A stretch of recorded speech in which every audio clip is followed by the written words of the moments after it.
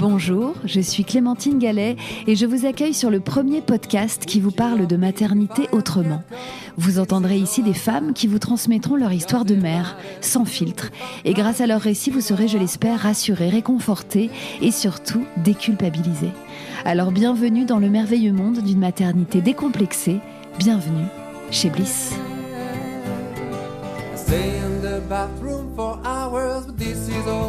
Mon invité du jour va vous raconter une histoire de revanche sur la vie. Parce que si moi, l'autre jour, j'ai vu débarquer dans mon studio une meuf extrêmement solaire avec le sourire jusqu'aux oreilles, eh bien, quelques années plus tôt, Claire n'emmenait pas large. Elle galérait avec les hommes, elle avait été trahie par son ex et sa meilleure amie en plein projet PMA. Elle était finalement tombée enceinte d'un homme qui ne voulait pas d'enfant et avait décidé de garder ce bébé et de l'élever seule. Bref, à 35 ans, elle s'est retrouvée maman sola et célibataire, vivant chez sa propre mère et au bord du burn-out. Et on peut dire que sa vie avait pris une tournure qu'elle n'avait absolument pas prévue. Mais alors, que s'est-il passé en quelques années pour que Claire soit aussi radieuse aujourd'hui ? Eh bien, il s'est passé que Claire a décidé de s'offrir un peu de kiff, tout simplement, en s'offrant les vacances de ses rêves, adaptées à sa réalité de mère célibataire, pensées pour lui simplifier la vie et lui accorder le droit à un peu de luxe, de repos et de bonheur, pour donner du sens à un quotidien bien rempli tout le reste de l'année. Dans cet épisode, Claire raconte avec une énergie débordante ce parcours chaotique qui semblait mal parti, mais qui a fait d'elle une femme aujourd'hui épanouie, une mère bien dans ses baskets et peut-être même à nouveau amoureuse. Alors comme vous allez voir que la joie de Claire est contagieuse et qu'on aimerait que vous soyez toutes aussi chanceuses et heureuses qu'elle, je vous suggère d'écouter cet épisode jusqu'au bout parce qu'on y a glissé une surprise de taille. Un super cadeau qu'on a la chance de pouvoir vous offrir grâce à notre incroyable partenaire qui n'est autre que le Club Med. Club Med que je remercie de soutenir Bliss Stories en général et pour cet épisode en particulier, merci de régaler la communauté Bliss comme jamais. Alors on se retrouve tout à l'heure, mais maintenant, place à l'épisode.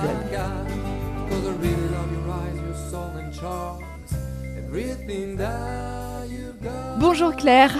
Bonjour. Quel sourire. Merci d'être là aujourd'hui. Je vais te demander de te présenter, Claire, s'il te plaît. Me donner ton prénom, ton nom, ton âge, d'où tu viens. Et je sais que tu as fait du chemin pour venir.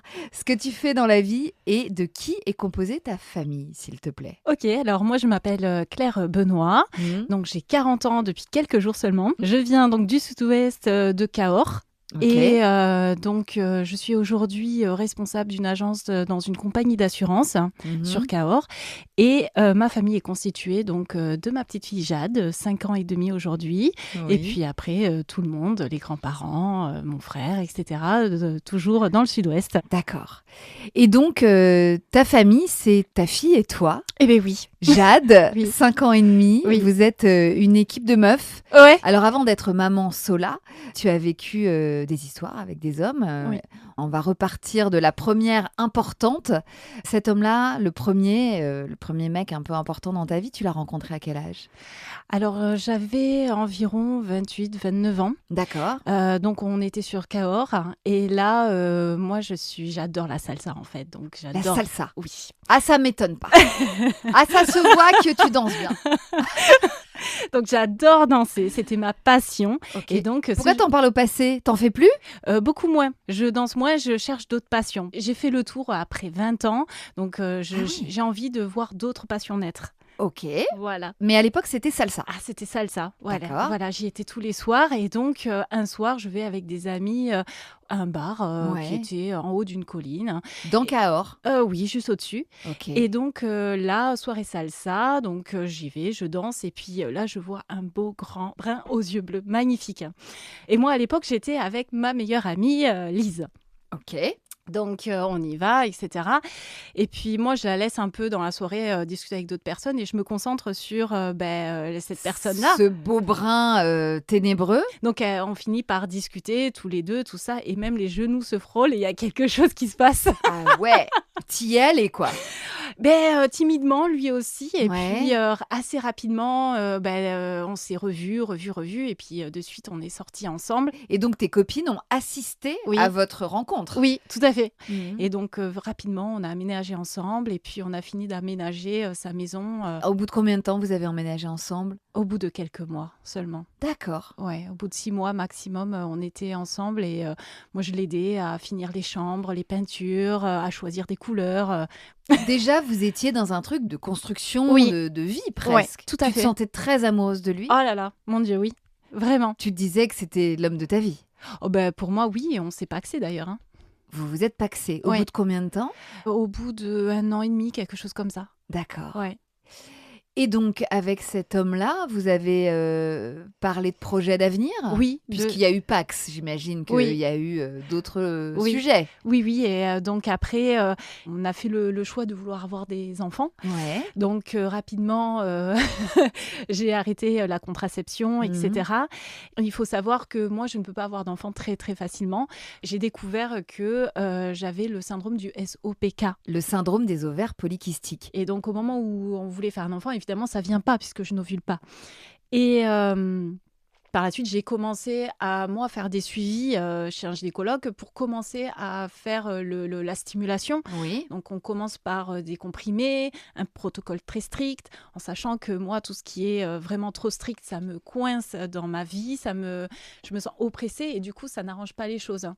Ça te bloque, c'est-à-dire que, par exemple, tu avais du mal à faire l'amour Oui. De manière régulière. Oui, à des heures fixes, etc. Oui, c'est ça. Moi, j'aime la liberté, j'aime me sentir libre dans tout ce que je fais, etc.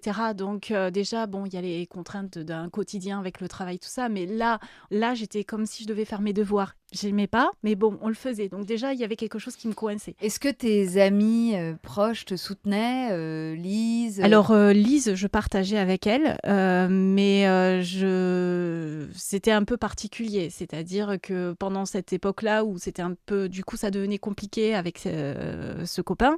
Elle venait un peu à la maison, ou deux fois, elle m'invitait à aller au théâtre ou des choses comme ça. Et une fois, elle me demandait où était mon copain, pourquoi il n'y était pas. Ok. Pourquoi vous veniez pas tous les deux? Voilà. Et pourquoi elle ne le voyait pas? Voilà. Donc, et puis j'ai surpris régulièrement qu'il se voyait alors que j'étais pas là. Je la voyais, elle, chez moi, avec lui, mais moi, j'y étais pas. J'ai dit, il y a un problème là. Là, tu as commencé à avoir des petits doutes. Tout à fait. Mais avant ça, on continuait le protocole. Donc, on est passé des médicaments à des piqûres. Ok. Donc, les piqûres, non plus, ça ne fonctionnait pas. Et à un moment donné, donc, il me dit, écoute, Claire, j'ai une attirance pour Lise et je souhaite qu'on arrête le protocole de grossesse. Ok. Voilà. La double peine. En plus, on était sur un moment où on prenait un bain tranquille et tout ça. Donc, c'était quand même un moment assez intime.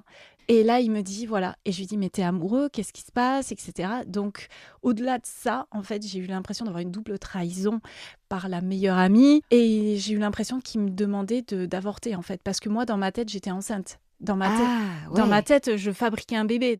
Ça a été horrible. Tu dis que tu avais surpris des moments où ils se voyaient rien que tous les deux. Elle, tu ne l'avais jamais confrontée, tu lui avais jamais posé la question, enfin, pourquoi tu veux voir mon mec? Est-ce que elle était en couple à l'époque? Alors oui, elle a été en couple et donc on a été à une soirée, c'était son anniversaire, on faisait un quiz sur les connaissances de chacun et elle me dit Claire, de toute façon, je connais mieux les goûts de ton copain. J'étais tellement choquée. Alors moi, je suis quelqu'un qui normalement a du répondant. Ouais. Là, ça t'a coupé la chic. Ah oui, et je regrette encore aujourd'hui de ne pas l'avoir confrontée. Je comprends. Et j'ai jamais réussi. Elle a toujours été extrêmement fuyante. Et je lui ai dit un jour, parce que je m'entendais bien avec son copain, parce qu'on était partis au ski tous ensemble. Ah oui, donc elle avait un mec? Oui.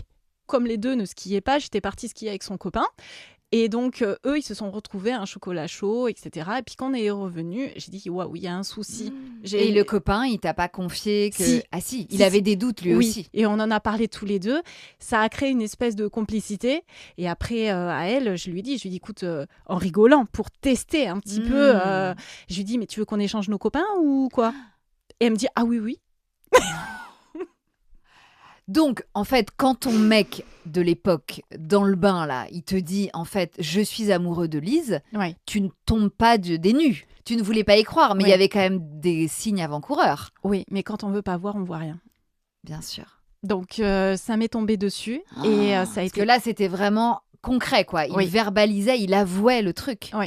Et donc, la rupture s'est fait quelques mois après. Parce que sur le moment, je lui dis, mais qu'est-ce que tu veux qu'on fasse? Est-ce qu'on continue? On continue pas? Il me dit, non, j'ai besoin de temps pour réfléchir si je veux encore un enfant avec toi. Et moi, je pleure toutes les larmes de mon corps, mais je veux continuer à y croire. Toi, tu espérais recoller les morceaux? Tu espérais qu'il revienne à la raison? J'étais perdue. Ah, t'étais perdue. Complètement perdue. Je savais pas ce qui m'arrivait.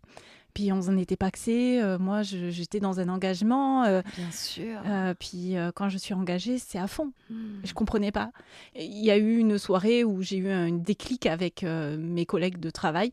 Et là, j'ai dit, je peux plus continuer comme ça. J'avais bu. Je suis rentrée et j'ai dit, non, mais là, je peux pas continuer. Moi, j'avais fauté et je lui ai dit. Ah ouais? Ça t'était arrivé de le tromper? Une fois. Une fois, ok. Mais je pense que ça a été plus salvateur. C'était pour me sauver, en fait. J'arrivais pas à partir.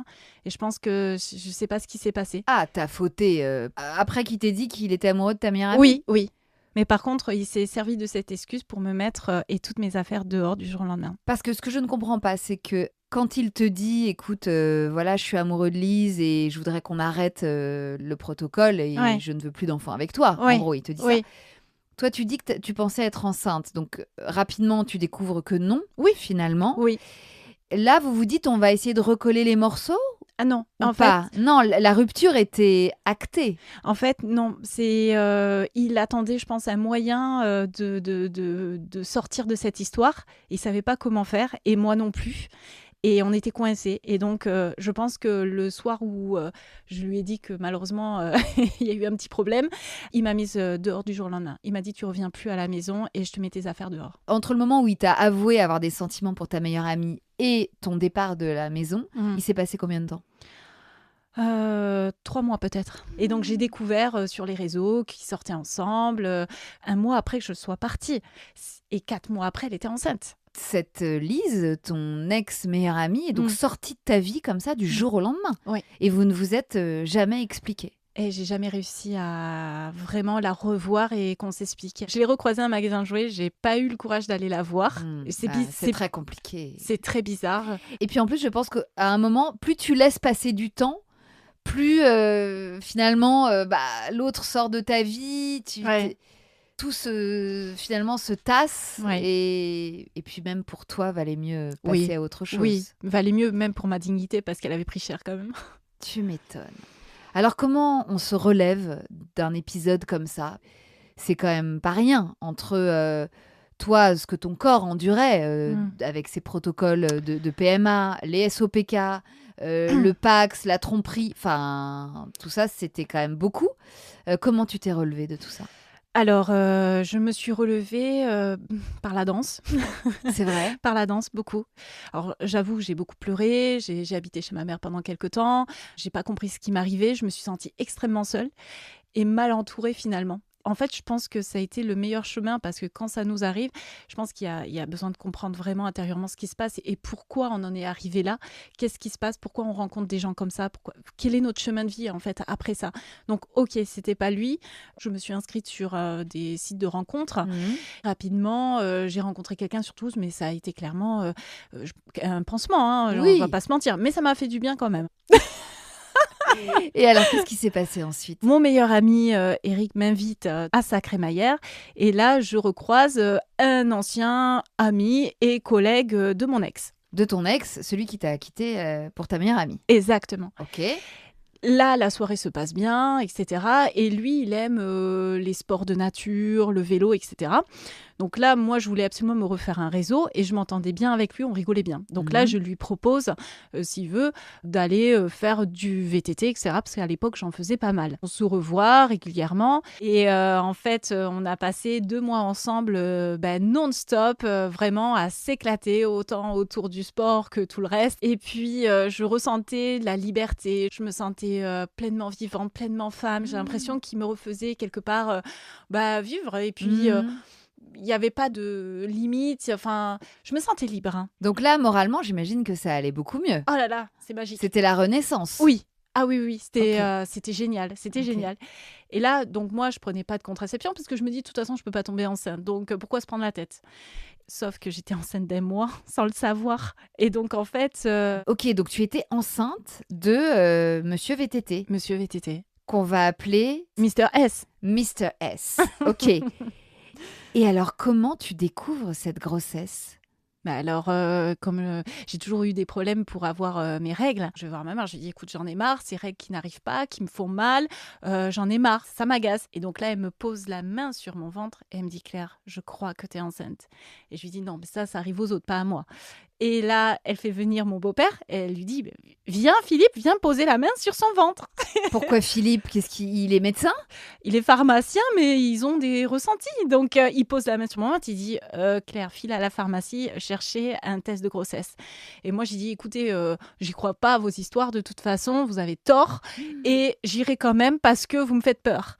Et donc, je file à la pharmacie, 18h30. Je dis moi, je prends le test de grossesse le moins cher du marché parce que j'y crois pas à vos trucs.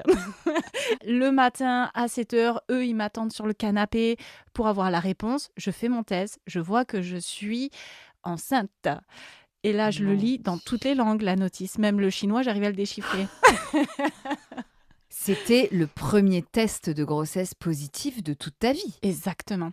Que tu as Oui. attendu pendant des mois, des années avec ton ex. Oui, Et là, Mr. S, après 2 balades en VTT, clac! exactement.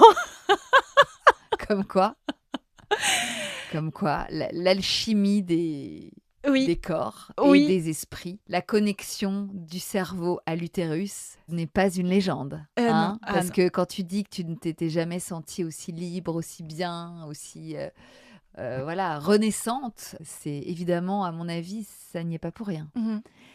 Incroyable. Donc, qu'est-ce qui se passe dans ta tête? Parce qu'avec Mr. S, vous étiez dit quoi avant de partir en vacances là? Vous étiez ensemble officiellement ou c'était Oui. juste une aventure? Non, on était... Alors, il n'y avait pas d'histoire d'engagement. Pour l'instant, on vivait nos trucs, on était bien, mais interdiction de l'un et de l'autre d'aller voir ailleurs. D'accord. Donc, c'était une belle aventure, on va dire.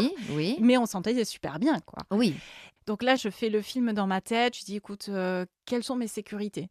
Donc, j'ai un job fixe, j'ai un bon métier, j'ai un bon salaire, j'ai une maison. J'ai dit, mais en fait, matériellement, j'ai tout ce qu'il faut. Je manque de rien. Donc, j'ai dit, on y va.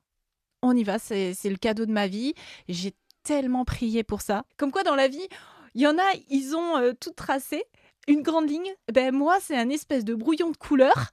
Et on prend une ligne, tiens, je suis enceinte. Donc j'ai dit, c'est bon, on y va. Et j'ai dit, je serai forte. Et je serai forte moralement, je serai forte pour tout et on y va. Donc ça, tu prends la décision avant même d'en parler à Mr. S. Tout à fait. Mais est-ce que tu espérais quand même que lui se réjouisse de cette grossesse et est-ce que tu envisageais que vous formiez un couple parental ensemble? Oui, au plus profond de moi, j'aurais souhaité, mais le connaissant déjà un petit peu, où il a peur de l'engagement, etc., je savais ce qu'il allait me dire. Donc, j'ai un petit peu attendu avant de lui dire. J'ai attendu honnêtement 15 jours avant de lui dire parce que je ne me sentais pas prête d'affronter. Je ne savais pas comment il allait le prendre. Puis, ça faisait même pas 2 mois qu'on était ensemble. C'est très dur. Lui, il n'avait pas d'enfant par ailleurs? Si.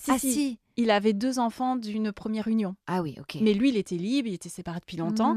Donc, un jour, je vais lui dire et je lui annonce, je lui dis, écoute, voilà, il m'est arrivé ça. Et là, il me répond, Claire, tu connais déjà ma réponse. Je respecte le fait que tu veuilles avoir un enfant, mais je ne veux pas m'engager. Ouais. Donc, je m'attendais à cette réponse. Oui, tu t'y attendais, mais enfin bon, on espère toujours. Eh oui. Donc, je lui dis, écoute, tu connais moi aussi de mon côté ce que je veux faire. Il était au courant de tout ton parcours? Oui, il connaissait tout. Donc, on continue de se fréquenter parce qu'on s'entendait quand même super bien. Et après, à un moment donné, je lui dis, écoute, c'est plus possible, il y a quelque chose de malsain dans cette histoire, tu veux pas reconnaître mon futur enfant, mais on continue de se voir. Je lui dis, je préfère qu'on s'arrête là. Et puis, par contre, ce que je lui ai demandé, c'était qu'on reste en contact. Et il est toujours resté proche de moi. D'ailleurs, il était là à mes 40 ans. D'accord. Donc, en fait, il n'accepte pas d'être présent dans la vie de cet enfant, a priori, ni de le reconnaître. Oui. Mais il accepte de rester dans les parages. Oui. Que vous gardiez contact, en fait. Oui. Ok. Waouh! Donc tu romps définitivement avec lui. Tu es enceinte de combien de semaines, mois à l'époque? J'étais à 2 mois. À 2 mois. Comment, du coup, toi, tu investis cette grossesse? Eh bien, j'ai décidé que cette grossesse, ce serait quelque chose de merveilleux. Donc, je l'ai Mmh. positivé à fond. Mmh. Alors, c'est très drôle parce que quand j'étais à 3-4 mois de grossesse, donc on va voir le gynécologue et on attend patiemment de savoir le sexe de l'enfant. Tu Donc, dis «on», tu étais avec qui? alors ma mère, la famille. Ah oui, Ah oui. ta mère t'accompagnait au rendez-vous? Non, je le faisais seule. D'accord. Je voulais le vivre seule, ça. OK, OK. Et donc, la première fois, donc, je vais chez le gynécologue. Mes parents m'attendent au café. Mmh. Et puis là, j'entends le cœur de ma fille. Ah là là, mais c'était beau. Mais c'est incroyable. Incroyable. La première fois qu'on entend le cœur de son bébé, c'est extraordinaire. C'était magique. Et tu l'as vu apparaître sur l'écran Oui. aussi, bien sûr. J'ai dit, mais c'est un bébé, ça? Au C'est bizarre. début, ça a une forme étrange. Et donc j'ai dit waouh, c'est magique et tout. Et donc les mois passent et je cherche le prénom. Et pour moi, je dis bon, avec mon instinct de femme, je connais le sexe de mon enfant, ce sera un garçon. Ah, d'accord. Et donc arrive aux 4 mois et demi chez le gynécologue. Je lui dis écoutez, vous fatiguez pas, c'est un garçon, vérifiez si vous voulez, mais je suis sûre de moi. Il me dit félicitations, vous attendez une fille. Donc là, génial. De toute façon, moi, tout m'allait bien. Oui. Donc, je dis à ma mère, je dis, bon, ben voilà, je voulais appeler mon enfant Mathéo. Bon, ben, on revoit la copie. Et je dis, mais comment je vais l'appeler? J'ai pas d'idée de prénom de fille, tout ça. Et là, le soir, évidemment, je m'allonge et tout ça. Et puis, là, j'entends chuchoter dans mon oreille Jade. Mais vraiment, j'entends chuchoter.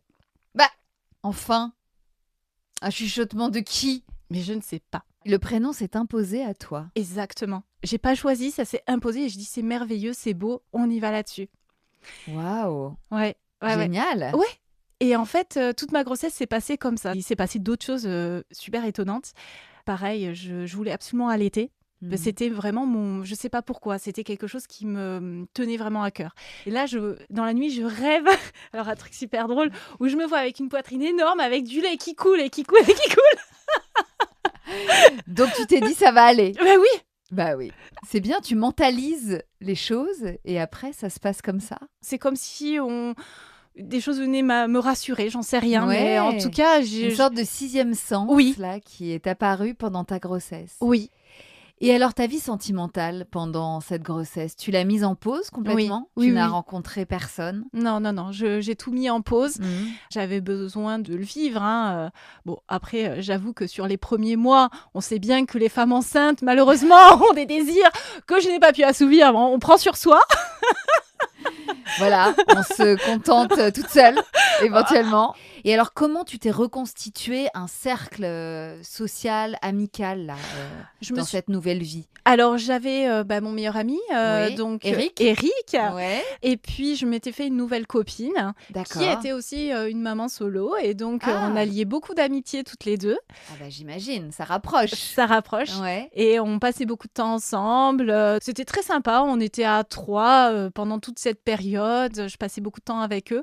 Et puis, le temps était très agréable. Hein. Ouais. Tu t'imaginais, maman, tu te projetais dans ce nouveau rôle de maman, dans cette vie de maman sola avec ta fille? Oh oui, complètement. Et j'essayais en fait aussi, en étant maman solo, ce qui était super important pour moi, c'était de rester femme et sexy. Parce que je voulais pas être qu'une maman enceinte, je voulais encore faire respirer la femme que j'étais avec mes rondeurs, etc. Donc je voulais vraiment m'épanouir dans ce rôle-là. Je suis une maman, mais je suis aussi une femme et je suis sexy et j'assume. Donc, tu t'es acheté des vêtements Alors adaptés? Alors déjà, pour une fois que j'avais une poitrine, donc évidemment, j'ai mis des robes où on pouvait voir enfin quelque chose. Et après, non, je me mettais dans des tenues toujours élégantes, mais voilà, en étant femme. Tu devais être trop belle. Et donc, le jour J, l'arrivée de la petite Jade, comment ça s'est passé? Très drôle. C'est-à-dire? Alors, je n'en pouvais plus. À la fin de la grossesse, je n'en pouvais plus. J'étais lourde, etc. J'étais pas bien dans mon corps. Et là, j'étais au téléphone avec une très, très bonne amie. Et là, je lui dis, écoute, je suis obligée de raccrocher. Là, je suis pas bien du tout. Et puis là, je vois un truc. J'ai l'impression que je m'étais fait pipi dessus. Bah oui. Eh oui. Donc là, j'arrive, je marche très difficilement dehors parce que ma fille est arrivée donc au mois d'avril. Il faisait beau, c'était la période du Covid, hein. Ah, OK. Bah oui, elle a 5 ans et demi, donc on Oui. était en 2020 là. Eh oui. OK. Donc là, je vais dans le jardin, je vais voir ma mère, je lui dis: «Écoute, maintenant j'en ai marre. Je crois que maintenant je me fais pipi dessus. Voilà, je voulais te le dire». Et là, elle me regarde, elle me dit: «Bon, on met la valise, va te changer, on y va». J'ai dit: «Non». J'ai dit: «Ils ont dit qu'il fallait prendre la douche. Je prends ma douche et après on y va». Elle dit: «On n'a pas le temps». J'ai dit: «Moi, je le prends». OK. Donc là, je file sous la douche et là, je vois que ça continue de couler. Et j'ai dit: «Ah oui, en effet, c'est bien la perte des eaux». Je regrettais presque d'avoir pris ma douche parce que là, je m'accroche à la barre de douche et les premières contractions arrivent. Et là, c'était hyper violent. Je me mets à crier sous la douche parce que ça faisait super mal. Faut le dire, Ah ça oui, fait oui. mal. Ah bah oui, ça t'inquiète, hein, tout le monde le dit. Mais moi, on me l'avait jamais dit. Oh. Donc là, j'enfile vraiment la tenue jogging, t-shirt avec le ventre qui déborde, les claquettes et me voilà avec ma mère dans la petite Toyota Yaris direction l'hôpital. OK. Voilà. L'infirmière m'accueille et là, par contre, elles ont été super. Les Ouais. filles, on a été dorlotées. On était 4 femmes à accoucher en même temps ce jour-là. Comme il y avait le Covid, elles ont vraiment pris soin de nous. C'était merveilleux. Et là, elles me disent, oui, c'est bon, votre enfant arrive ce soir. Elle a été sympa, elle a dit, vous êtes à 2, je vais dire, vous êtes à 3. Allez, venez avec moi, on va faire la piqûre. Donc, Sympa. sympa, Donc franchement. t'as eu la péri rapidement. Ah oui, heureusement, Ouais. parce que de 2, je suis passée à 8 direct. Waouh. Voilà. Ah ouais. Ouais, j'ai Elle pas- avait envie d'arriver, Jade. Ah oui, oui. Et donc là, elle m'installe dans la salle d'accouchement, on me fait la péridurale. Vers 11h du soir, ils appellent ma mère, elle arrive. Et puis moi, j'étais à moitié droguée avec tout système. J'avais demandé le masque à gaz et j'avais demandé soulagez-moi. La totale. La totale. Donc du coup, j'étais shootée. Et là, je commence à dire à tout le monde, aux infirmières, excusez-moi, j'ai pas retenu votre prénom, bonjour, au fait, j'ai oublié de vous le dire. Ah non, mais j'étais sur un nuage. Et elle rigolait. Et puis après, je disais à ma mère, je disais, oh, je voulais te remercier, à quel point tu m'as aidé, etc. Des mots Ah oui, d'amour et t'étais des mots tout d'amour. amour. Ah, j'étais tout amour. Maintenant que t'avais plus mal. Ah ouais, j'étais sur notre planète. Et puis en fait, vers 3h du matin, l'infirmière arrive. Elle me dit, il faut encore attendre, elle est mal placée. Je lui dis, attendez, je m'en occupe, hein. Comme j'étais shootée, j'ai dit, je vais lui parler. Et vous verrez, elle va se remettre bien comme il faut, c'est nickel. Donc je lui dis, écoute, ma fille, on fait une équipe à 2. On est 2 à travailler. T'es pas bien placée, mets-toi droite comme une piste d'atterrissage et ça va le faire. Elle revient un quart d'heure après avec mon verre d'eau. Et là, j'ai dit, je suis sûre qu'elle est bien là. J'ai senti bouger. Elle vérifie, elle dit, ah bah oui, elle est bien, on va pouvoir bientôt y aller. Incroyable. Elle t'obéissait déjà. Elle était très, très conciliante, très coopérante, Ah Jade. ouais, on sentait que c'était Déjà. vrai. On était en équipe. Donc elle était en piste d'atterrissage, Oui, prête à atterrir dans tes bras. ouais. Et là, quand ils l'ont sorti, merveilleux, quoi. Ma mère a coupé le cordon, ils me l'ont mis sur moi. On a fait la tétée de 2 heures et c'était presque pas suffisant. Et c'était beau, cette petite tête. Et j'ai répété 100 000 fois qu'elle était belle, qu'elle était magnifique. Tu réalisais ce qui t'arrivait là? Oui, ouais. Ah ouais. J'étais plus qu'heureuse. J'étais... T'étais en pleine conscience du truc, quoi, du moment. Ah ouais.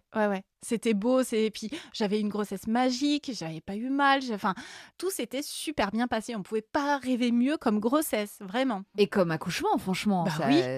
Ça a été finalement assez rapide. Oui, l'équipe s'est vraiment bien occupée de moi, vraiment, mais parfait. À aucun moment, le fait de ne pas avoir de compagnon à tes côtés, ça ne t'a pesé? Après, par la suite, oui, mais sur le moment, non.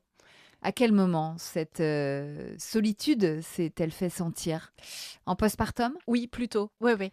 Parce qu'en fait, malheureusement, ma mère a dû partir parce que c'était la période du Covid. Donc, elle a juste fait l'accouchement et après, elle est partie. Et moi, je me suis retrouvée toute seule 4 jours dans la chambre. Et quand elle est partie, j'avais eu envie vraiment de pleurer parce que je me retrouvais avec un bébé. Je ne m'étais jamais occupée de bébé de ma vie. Je ne savais même pas changer une couche. Elles ont dû me montrer à 3-4 reprises. Bah oui, bien sûr. J'avais peur, c'était un tout petit bébé, je savais pas comment faire. Puis quand on sort de péridurale, on est encore shooté, donc je comprenais pas ce qu'on me disait. Et puis à la fois, fallait se lever, puis moi j'allais tomber du lit, donc voilà. Et par contre, la promesse que je m'étais faite, c'était surtout, je n'ai pas peur de les déranger. La moindre question, j'y vais. Ouais. Et elles ont été là, elles ont été présentes. Rapidement, j'ai eu la montée de lait. Ils m'ont montré comment faire. Vraiment top. Bon, mais petite descente d'hormones au moment où ta maman est partie. Là, tu t'es dit quoi? J'ai dit, c'est dommage. Je me sentais là seule, oui. Et j'ai dit, bon, bah allez, Claire, sois encore forte. C'est-à-dire qu'on n'a pas le temps de ruminer. C'est-à-dire, j'ai un bébé, il faut que je m'en occupe et que je me montre le meilleur de moi-même. Donc, on se met toujours là-haut, la barre très haute et dire, on assume, on est forte et on y va. Donc, 4 jours, finalement, je me suis reposée, mais j'ai eu des moments vraiment de nostalgie. Je me retrouvais toute seule dans une chambre où je ne pouvais pas sortir. 4 jours, c'est long. Et avec toute la famille à qui on fait coucou de loin. Encore en parlant, c'est dur. Oui, je comprends. Et puis, c'est un moment où tes hormones dégringolent. Même si tu avais eu du monde autour de toi, mais physiologiquement, hormonalement, c'est la dégringolade. Donc, tu as peut-être eu aussi un petit baby blues. Tu as dû lutter contre. J'ai lutté. J'ai beaucoup lutté. T'as pas pleuré toute seule dans ton lit? Non. À quel moment tu as prévenu le géniteur que ta fille était née? Oh, dès le lendemain. Tu l'as eu au téléphone? Non, j'envoyais des textos, je voulais pas trop appeler. J'étais encore dans ma bulle, donc je voulais pas trop téléphoner. Mais oui, lui, il a très bien accueilli, très content, etc. Quoi. Il a toujours eu des messages, énormément de soutien. D'accord. Ouais, beaucoup. Très gentil, oui. Te félicitant. Oui, et très content. Toujours des messages de bienveillance. Voilà. Tu lui as envoyé des photos? Oui. D'accord. Oui. Donc il l'a vu tout de suite. Oui. Comment ça se passe en postpartum? Tu avais décidé de rester auprès de ta maman? Oui. Pour les premières semaines? Oui, je voulais vraiment rester. Ça me rassurait de rester chez eux. Bien sûr. Alors, c'est pas facile à partir d'un certain âge de revivre chez ses parents et encore plus avec un bébé. C'est-à-dire que on sait bien que eux savent toujours mieux faire que nous parce qu'ils l'ont vécu 2 fois, sauf qu'il y a 40 ans. Donc il y avait ce côté-là, il y avait l'aspect. Ma mère m'a toujours vue comme une adolescente, donc très compliqué. Elle me sentait pas capable ou apte. Donc il y avait des problèmes comme ça et on s'est pas très bien entendu sous le même toit. Ça a été très conflictuel. Je l'ai mal vécu. Donc j'ai vécu encore 1 an avec elle, mais ça a été très conflictuel. 1 an? Ouais. La première année de Jade, tu étais chez tes parents? Ouais. D'accord. Et alors, cette petite fille dans ta vie, là, comment tu as connecté avec elle? Comment tu as développé ce rôle de mère, ce nouveau rôle de mère? Ouais, je la portais tout le temps avec moi, j'allais me promener avec elle. Puis rien que l'allaitement, ça crée une espèce de fusion. Et puis elle dormait tout le temps avec moi. Et j'avais une écharpe et donc elle était tout le temps contre moi, tout le temps. Puis ça me permettait aussi de l'allaiter sans le regard des autres. Et puis... Tu as aimé ça? Oh là là, mon Dieu, oui. C'était des moments merveilleux. Ben oui, et puis j'ai arrêté l'allaitement, mais ça a été un véritable deuil. J'ai arrêté quand elle avait 2 ans. Encore aujourd'hui, ma fille, elle me touche. C'est vrai, le sein? Tout le temps. Et j'ai dit, mais arrête, je suis obligée. Mais même pour elle, elle n'a pas fait le deuil, j'ai l'impression. Mais encore aujourd'hui, elle dit... elle est attirée. Elle dit, ce sont mes doudous. Non, laisse. Alors plus, c'est fini. Donc après cette première année chez ta maman, t'en es où là professionnellement? Là, j'avais quitté mon travail dans les banques et je venais de trouver un autre travail dans les assurances. Ok, mais d'accord. J'avais le challenge du déménagement, l'intégration d'une nouvelle maison, ma fille qui avait donc tout juste 1 an, plus le challenge, parce que j'étais commerciale, le challenge de réussir dans ce nouveau métier, donc se donner à 3000% en allaitant, en se retrouvant toute seule dans une maison, en prenant un nouveau travail. Oui. Waouh. Oui, période intense. Et en plus de ça, cette maison où j'ai habité seulement 1 an, puisqu'on ne s'y plaisait pas, ça n'allait pas, donc j'ai décidé de la revendre. Grâce à la vente de cette maison qui m'a permis d'avoir quand même une plus-value importante, j'ai pu racheter. J'avais un ami immobilier, il me dit, mais Claire, j'ai une maison à vendre, pourquoi pas celle-là? Et j'ai dit, mais écoute, je cherche plus petit, j'ai pas besoin d'une maison avec 8000 mètres carrés de jardin, qui fait 180 mètres carrés, qu'est-ce que tu veux que j'achète ça? Ça vaut le coup, elle est pas chère, prends-la et tu verras bien. Puis moi, il faut savoir que j'avais fait un burn-out pendant 6 mois. Pendant cette période-là, juste après avoir eu Jade, quand tu as recommencé à bosser? Alors, quand j'ai repris un nouveau travail dans les assurances, ça se passait pas très bien au travail parce que quand on performe, qu'on est commercial, etc., on peut créer de la jalousie ou voilà, je sais pas ce qui s'est passé, mais en tout cas, ça a été très compliqué. Puis je me donnais beaucoup. Et puis, on est fort, mais en fait, on n'est pas fort. À un moment donné, il y a tout qui rechute, qui retombe. La fatigue, le stress, je dormais pas beaucoup. Il y avait le travail, il y avait tout ça. Et puis surtout, qu'il fallait que je rentre un salaire. Donc, et pas un SMIC, il me fallait un salaire important. Donc, mon objectif, c'est de rentrer suffisamment d'argent pour ne pas compter à la fin du mois, pour arriver à payer toutes les traites et de vivre correctement et de ne pas compter. Donc, je travaillais d'acharné pour rentrer un salaire vraiment correct, pour vraiment qu'on soit bien, moi et ma fille. Et ça, c'était mon point d'honneur. Donc, ça a fini par m'épuiser, tout ça. C'était trop de négativité. Jade qui pleurait beaucoup, le terrible tout. Il y avait tout ça, me retrouver tout un melting pot qui faisait c'était trop négatif et j'ai fini par chuter. Donc quand il m'a dit Claire, j'ai cette maison, à un moment donné, j'ai dit ok, je te fais confiance, je l'achète. Donc tu as fait un burn-out aux 2 ans de Jade à peu près, oui, c'est ça? Oui. D'accord. Sentimentalement, pendant cette période, c'était comment? Est-ce que tu datais? Je datais pas, mais par contre, je suis tombée amoureuse de mon supérieur hiérarchique, avec qui ça a duré quand même une petite période de 2 ans.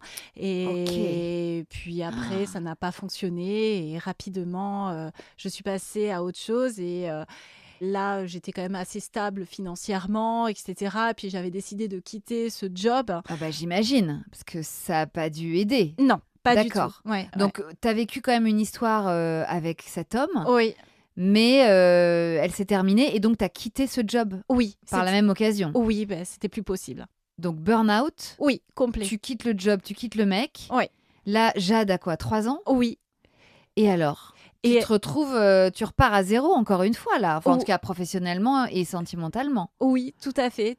Donc burn-out de 6 mois, donc ça m'a permis d'essayer de remonter. Et je ne savais pas qu'un burn-out c'était comme ça, mais en fait on est dans le brouillard constamment. On a du mal à prendre des décisions, une dévalorisation permanente, et c'est très compliqué parce que les enfants sont des éponges.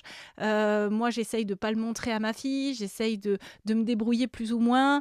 Ça a été très très compliqué de se relever. Alors on garde toujours des miettes de ce burn-out et ça peut revenir à tout moment. Donc il faut vraiment écouter ses limites, les limites d'un stress intense, tout ça. Et je fais très attention. Maintenant, je m'arrête si je vois qu'il y a trop de stress, trop de choses où je me sens mal. Dès qu'il y a trop de dévalorisation, trop de négativité, maintenant je me protège à fond parce que je sais ce que c'est et je ne veux plus le revivre.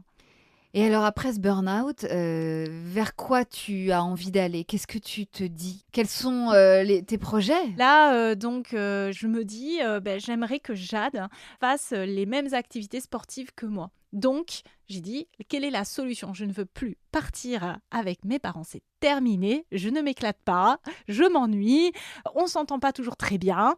Donc, j'ai dit, quelle est la solution? Et là, je vois, ça s'impose à moi et c'était, le Club Med. Le Club Med. Le Club Med. Tu y étais jamais partie? Non. Je connaissais pas. Mais comment t'en entends parler? Tu vois une pub sur les réseaux? En fait, oui, je vois les pubs, tout ça. Et puis, dans une agence de voyage, on me dit que c'est la solution pour les parents solo. Ouais. Ouais, j'ai dit, ok, pourquoi pas? J'ai dit, on va voir. Et donc, je voulais aller au ski parce que j'aime skier. Et ça faisait tellement longtemps que j'y étais pas allée. Et tu voulais faire découvrir cette activité-là à ta fille parce que tu voulais lui transmettre ça. Oui, et je dis, je veux que ma fille fasse des sports que j'aime. Donc là, quand elle va grandir, ce sera la plongée. Là, en attendant, c'est le ski et puis d'autres activités. T'es très sportive, toi? T'es très outdoor? Oui, plutôt outdoor. Ouais. Et j'aime beaucoup la plongée. C'est une passion que je peux pas réaliser tout le temps, mais dès que j'en ai l'occasion, c'est aller s'immerger dans les profondeurs et le silence, c'est merveilleux. Donc je décide d'appeler directement des conseillères de boutiques, d'agences voyage, parce que je voulais des gens qui étaient partis pour me raconter, parce que je n'étais pas rassurée. Et puis c'était un certain coût, donc je voulais être sûre de moi. Oui, c'est sûr. C'est un budget, donc il fallait être sûr. Oui.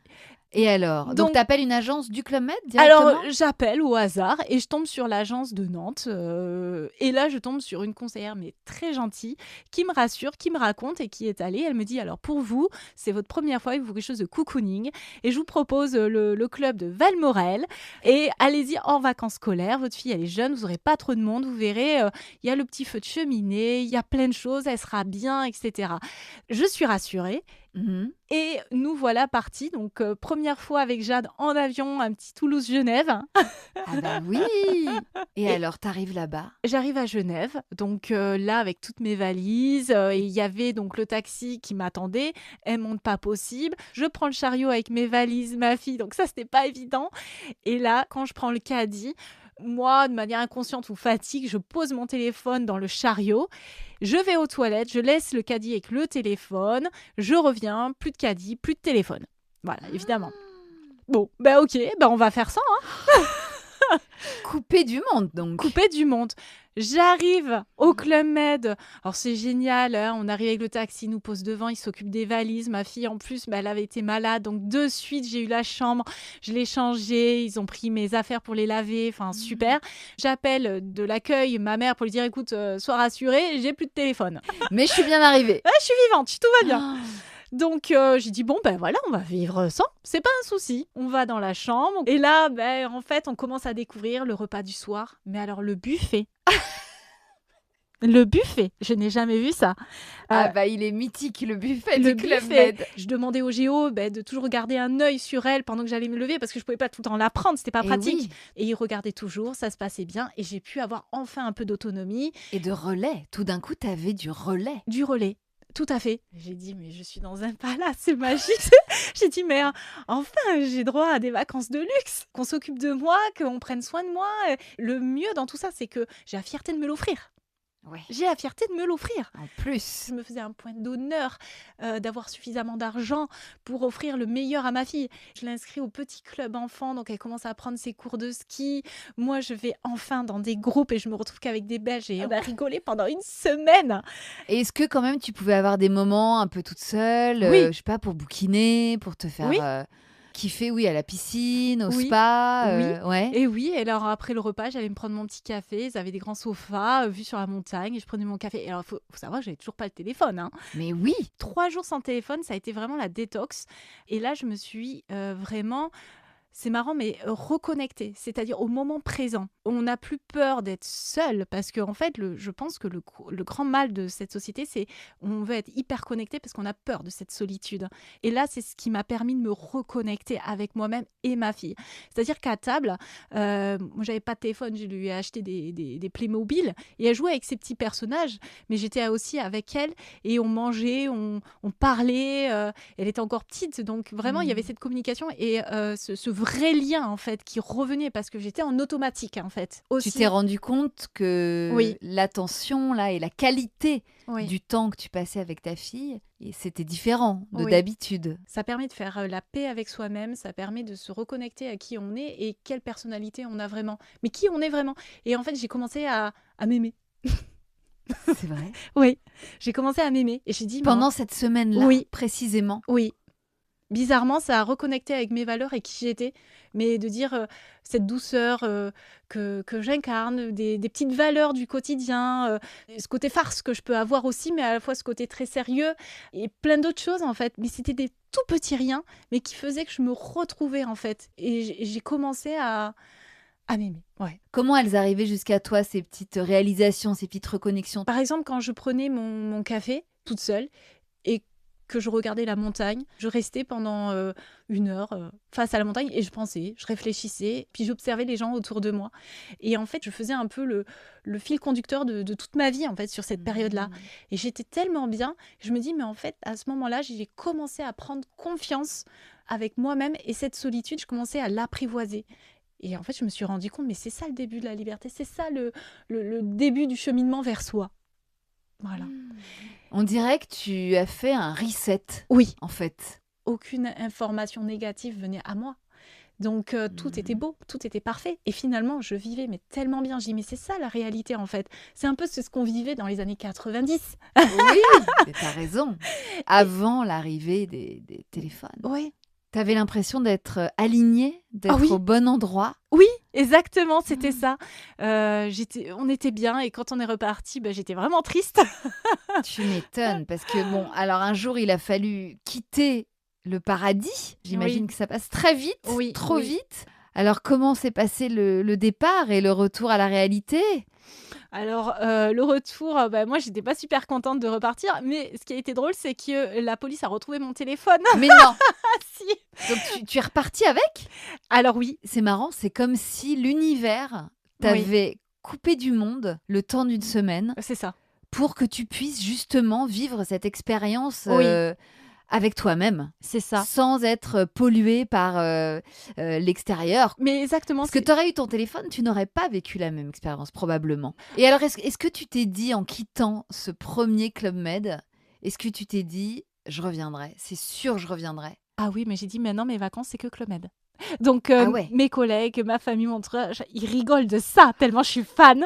C'est vrai. Oui, mais je leur dis: «Moi, mes vacances, c'est Club Med, point barre. Je ne repars nulle part ailleurs». Donc là, tu en reviens, par exemple. Oui, donc il faut dire que là, c'est mon 3e. Donc j'étais partie aussi à Marbella Ouais. et là, je reviens, donc du Portugal. Et alors, justement, tu as fait des rencontres marquantes? Alors récemment, oui, donc là, ça fait 15 jours, je suis rentrée du Portugal. Là, le dernier séjour au Portugal? Ah oui, une révélation. Alors moi, le Club Med, ça me réussit apparemment. C'est-à-dire? Vas-y, balance, Claire. Donc en fait, alors il faut savoir que je ne vais pas là-bas pour ça, hein. C'est vraiment pas pour ça. Ouais. Donc je suis vraiment dans ma bulle avec ma fille. Sauf que là, je mets ma fille au mini-club le matin, j'avais besoin de souffler un petit peu et je vais à la plage. Et là, je commence à me baigner, l'eau est à 21-22, assez fraîche, mais finalement, ça fait beaucoup de bien. Et là, je suis en train de nager, puis je barbote, puis je vois une dame à côté de moi qui fait pareil. Et là, on commence à parler toutes les deux et elle me demande d'où je viens, ce que je fais, etc. On échange.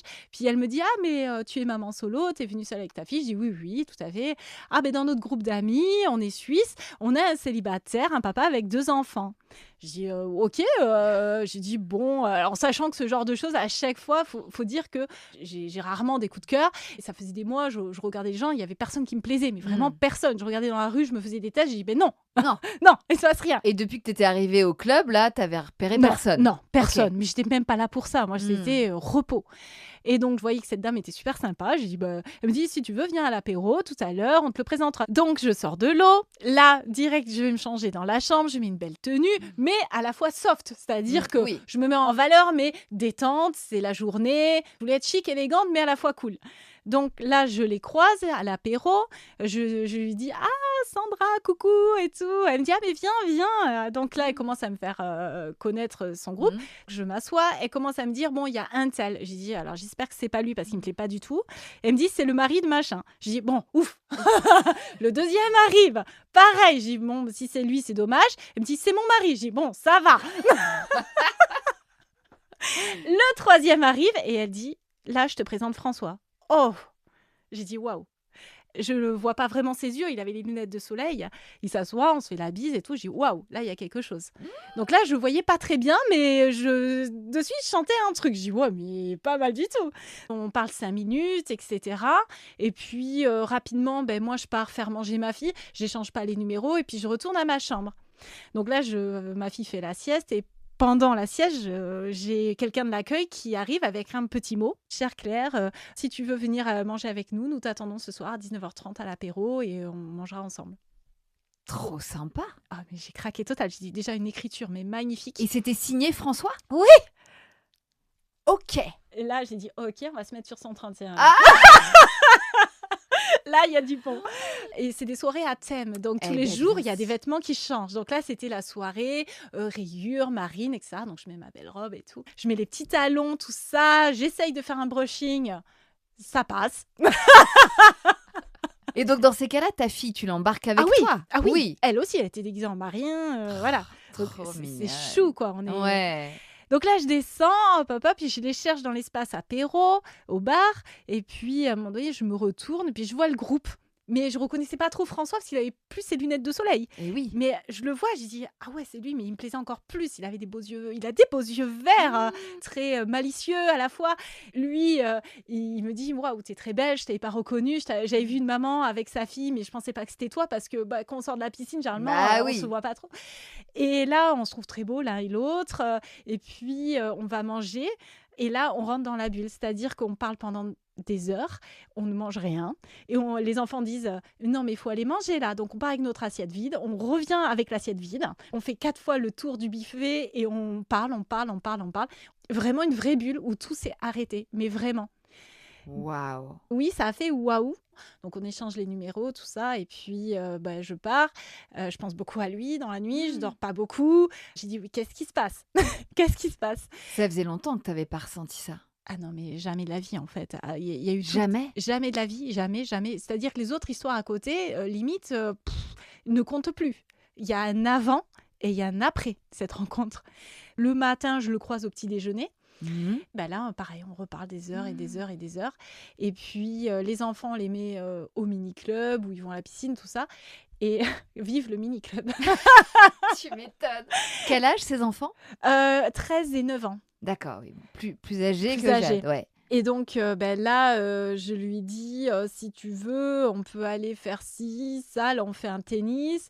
Et puis, en fait, on va à la plage, on nage, on discute beaucoup. Et puis, on s'embrasse dans l'eau au coucher de soleil.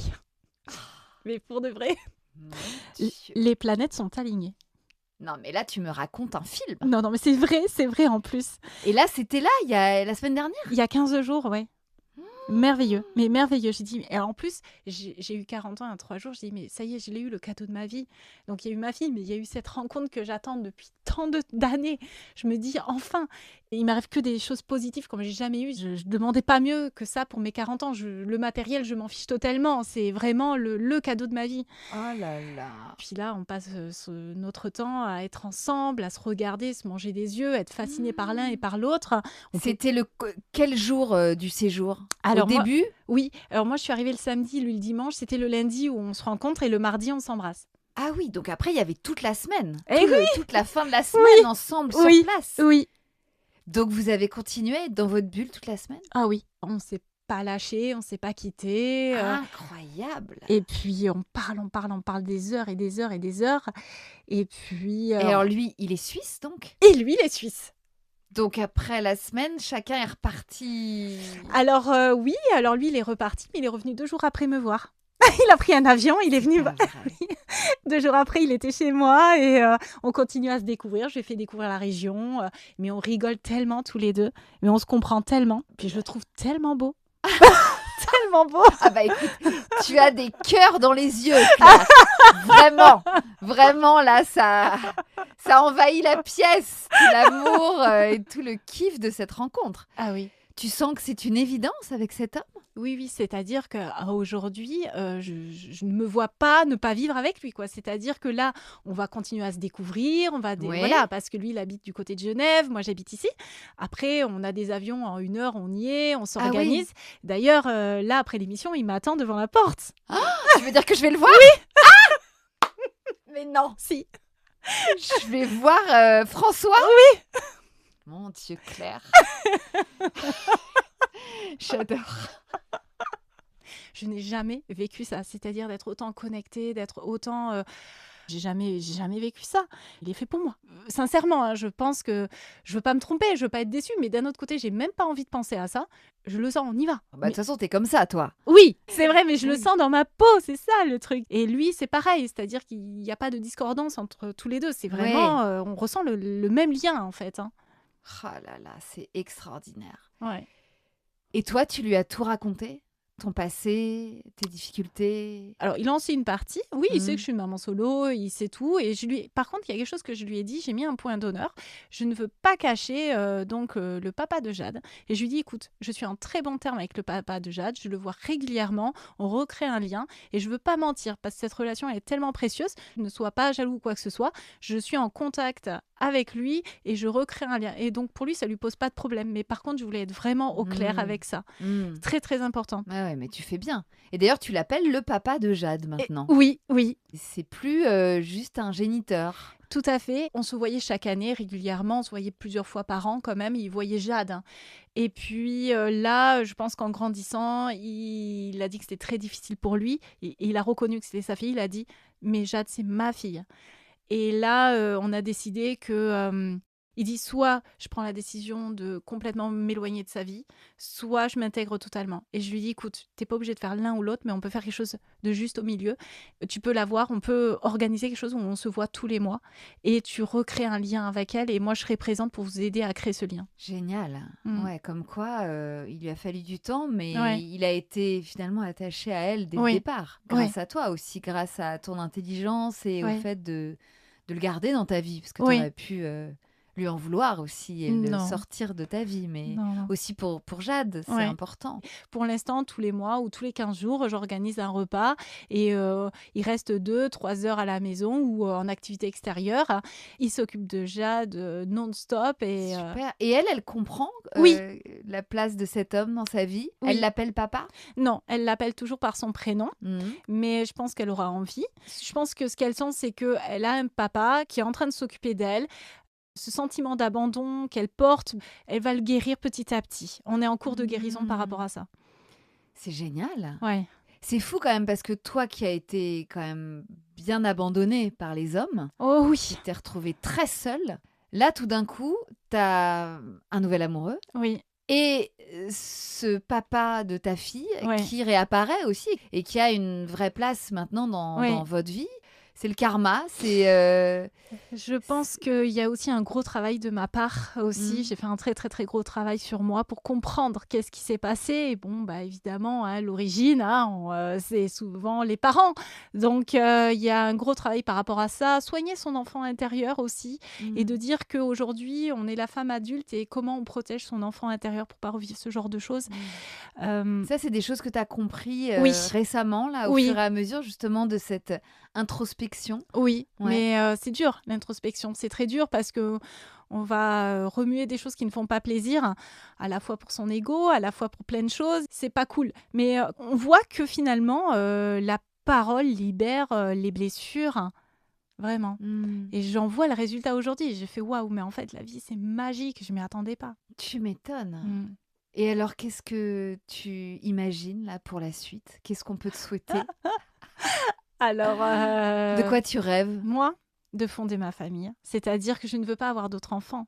Avec tout ce que j'ai vécu, je ne souhaite absolument pas d'autres enfants. Mais par contre, constituer ma propre famille avec mon chéri, les enfants au milieu, qu'on s'amuse au quotidien, beaucoup de rire, beaucoup de joie et d'amour. Puis j'ai un rêve, c'est que pour les 8 ans de ma fille, comme j'adore la plongée, ce serait de partir un mois à Tahiti. Donc j'économise là pour dans 3 ans partir un mois à Tahiti avec ma fille et faire de la plongée.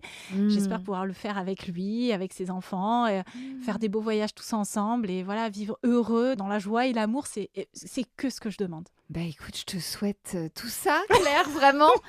Mais du coup, t'envisages presque d'aller habiter en Suisse ou que lui vienne ? Qu'est-ce que... Bon, vous en êtes pas là. On en est... To be continued. Ah yes.